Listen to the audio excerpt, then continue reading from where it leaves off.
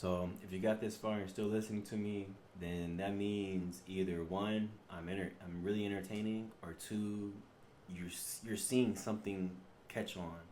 Now, I'm gonna talk about astrology in this video, in this recording, but I want to let you know, like, I'm not a perfect person. Like, I have a lot of flaws. I do a lot of things I know I'm not supposed to be doing, and I understand that, and I make peace with that. And to be honest, I'm scared of it because I know I'm not doing what I need to be doing at the level I need to be doing it at. But I am trying, but I just feel this heavy weight on me. And as I get older, that weight continues to build because of all the social expectations. But this on the spiritual side, though, I feel it more enlightening because it's like I'm not constrained to ideas that the brainwashed society has. Which I don't know if that's a good thing or a bad thing. I don't know. Like when that one of the first things I wanted to do when I was starting reading the Bibles, I wanted to go to God and like start a war with God because it's like, why are you allowing these things to happen to us? Like, we don't know anything. Like, we're so lost. We're trying to find our way, but I feel like no matter what we do, we can never find our way. We're always gonna be damned. Like, no matter what we do, and they say, or it's gonna be like that because you have to follow God's commandments. But it's like even people that follow God's commandments don't have perfect lives. It's something else. It's something that's deeper than following commandments. Like following commandments, I get it. Like the basic tenets of life. Even if you don't know the Ten Commandments, you know the Ten Commandments. But it's something deeper that's inside. It's a certain type of belief and faith that you have in something that allows you to be at peace on certain levels when you go through the hardships of life. And that's what like we have to cultivate, and that's what meditation teaches us. I just say that just because I don't know. Things are just bothering me. So I want to like kind of get you a little bit more insight of who I am. But in this one, we're gonna talk about astrology, and these recordings that I'm making right now are all like introductory notes. Like these are just notes I'm making just to put all my knowledge out, just to let it go, and then eventually I'll start having more time and compiling actual like digestible forms of media, and that will give you like images and videos and like pretty much upgrade it. But right now, I feel like if you're listening to this, I want you to listen to this bare bone bare bone effort, just only knowledge that I have, so I could pour into whoever's listening to this, so you can hear what I'm saying and test it out for yourself. But with the astrology one, this is gonna like I'm always gonna talk about astrology on different levels. But I want to kind of go into like what how I'm seeing it. So you should already at this point you should already know what astrology is. Most people that are listening to my recordings, especially this far, you're probably already deep in the occult, metaphysics, esoteric, studies of religion, world religions, spiritual scriptures, and spiritual disciplines, mystics. You're probably already familiar with all these things. So I'm just gonna jump right into it. If you don't really know like what these things are, the planets and constellations and what they are and how they come about and everything, I'll make later videos like going into them individually. But I kind of want to talk about it holistically. So there are 12 zodiac signs, right? Within the mainstream zodiacal calendar, and then there's that 13th, which is a fucus, right? So we all know how the sun passes through the signs, and then the degrees of the earth passes through the signs as well, and then the moon passes through the signs as well. Like there's multiple things happening in the stars as it's being mapped out. So in social consciousness, in the mass social consciousness, whatever we believe for periods and periods of time become ingrained. So whether astrology is real or not, it doesn't matter anymore. It's in effect just because there's so much thought consciousness put towards it for so many thousands of years that it's now real. So even if it's not real, it is real. because it's our perception. But at the same time, it's our perception. So if we don't know astrology and we don't believe in it, then it can affect us. But then on another level, if you have a certain type of mindset, then it can affect you. But on all levels, it does affect you because of the mass consciousness. So like it depends on the levels that we're at and the frequencies that we're at. Now, to not be affected by astrology, you probably have to be like kind of like a hermeticist in a sense. Not a hermeticist in the sense that, oh, I read all the hermetic books and now I'm a hermeticist, but like in the principle that the hermetists teach about balancing yourself and about the pendulum swing and about staying steady within yourself. So so the planets have a certain type of significance. Now, the significance of the planets is going to be based off what generations and generations of astrologers used back in the day to understand what life was and make meaning of it. And through time, things have changed and been tweaked and molded and specified. But the type of astrology I'm talking about is going to be the astrology where we take that formula and we map out that formula, but we understand the planets and the zodiacal signs on our own. Meaning, we read what Leo is, where as much as we can, where it came from, what it represents, and all these things, and then we find out what it is. You see what I'm saying? Like, what are the principles that it's talking about? So when you go through Pisces, when you go through Aquarius, when you go through Capricorn, what is happening at these points in time? Like what are these myths talking about? Where are these words coming from? What are these ideas? You see what I'm saying? For instance, Capricorn. What time of year is Capricorn coming in? And then what about Aries? What type when in the year is Aries come? Like all of these things have something to do with something. Like everything has a certain type of principle that goes behind it. And when you're reading the book of life and and when you're divining life and you're looking at situations and trying to understand what's happening, the best way to do it is as above, so below, which means so many different things. So one of the things I want you to do is, if you haven't already, go through and look at all the astrological symbols, right?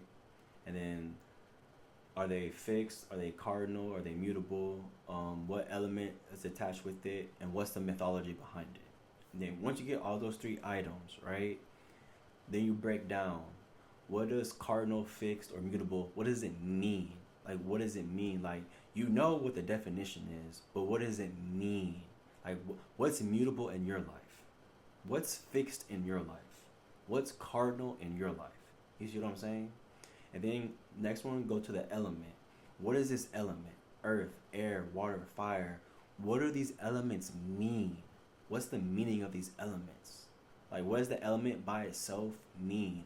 Like, think to yourself. Meditate on it. What does that element mean? And then finally, the zodiac sign, the mythology behind it. How did it come about? What does it mean? And then once you get all that, then place that zodiac sign within the year. Where does that zodiac sign place at? So for the winter solstice, when the winter solstice hits, right? So the winter solstice and the winter solstice is when the sun gets to the darkest point that it is. It's pretty much the death of the sun, right? And the sun goes into the underworld, and the nights become longer and the days become shorter, right? Well, that's the sign of Capricorn. It happens in the sign of Capricorn, right? And when is Christmas, right? And when Christmas is going from when Christmas hits, like what's happening, right? Christmas hits on the 24th, 25th. So, and then the 25th, I believe, is winter solstice. Or is it the 28th? Hold on. Let me check my calendar real quick just to get it, just to get the specificity, because there's a point in that.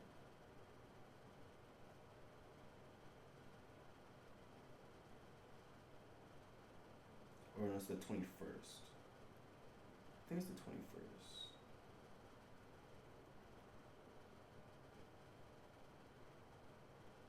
Looking up the winter solstice.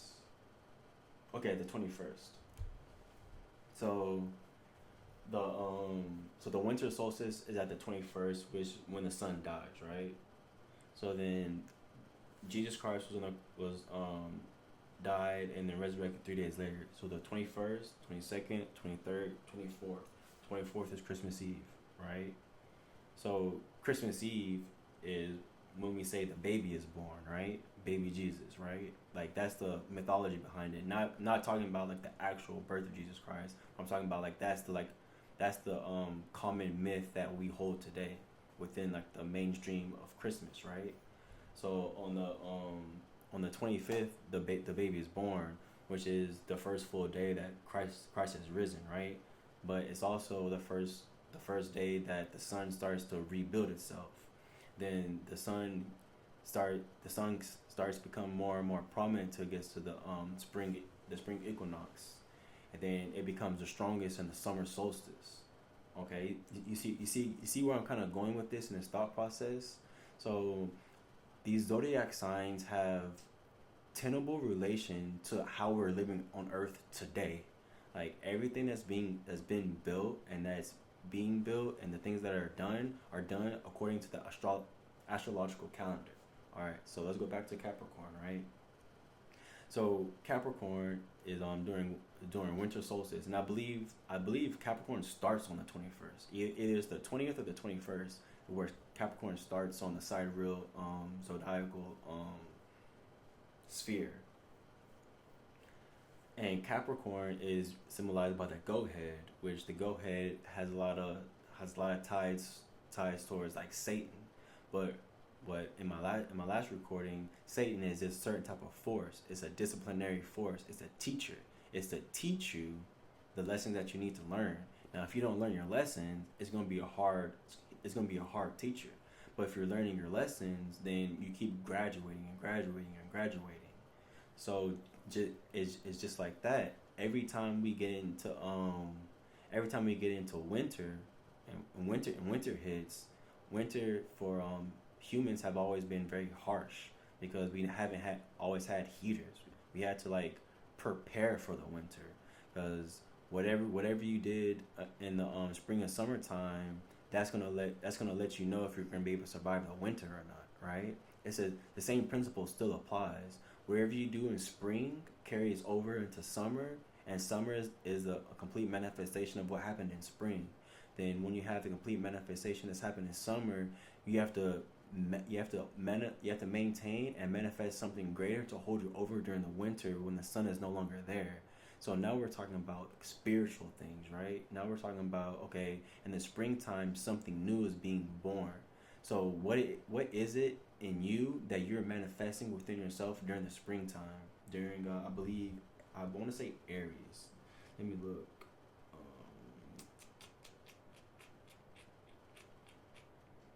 Yeah, I want to say Aries, because winter technically, yeah. So Aries is spring, because it's the ram. So during Aries, right? What is being born, right? What are you manifesting within yourself? And Aries is fire, so it's the start of something. Like you're kindling something, right? So when you're kindling something, you're building something up, right? And you're building that fire. Aries is also a ram. Well, a ram is also known as a lamb. What did they do in the ancient times with lambs and rams? They sacrificed them. Like they were a big thing. So spiritually, something's being manifested there. Now, on one level, in the world consciousness, something on the world stage is being manifested. Whatever the higher beings or whatever force they're using on the world at that time, that's what's going to happen. And then within the countries too, like those countries have their own worlds that they're putting force into for that springtime ritual. So then, what in your life is becoming new, right? It's not just the plants outside are becoming new. The plants outside are a reflection of us. When the plants start to die and fall, that's a reflection of us. Something within us is going away, and we have to make sure whatever's left is gonna take us through the darkness, right? So when you start thinking about astrology like that, astrology is no longer what's in the heavens. It's what's happening on Earth. It's thought patterns. It's thought processes. It's mood swings. It's changes in behavior. It's all of these things being mixed in with one another.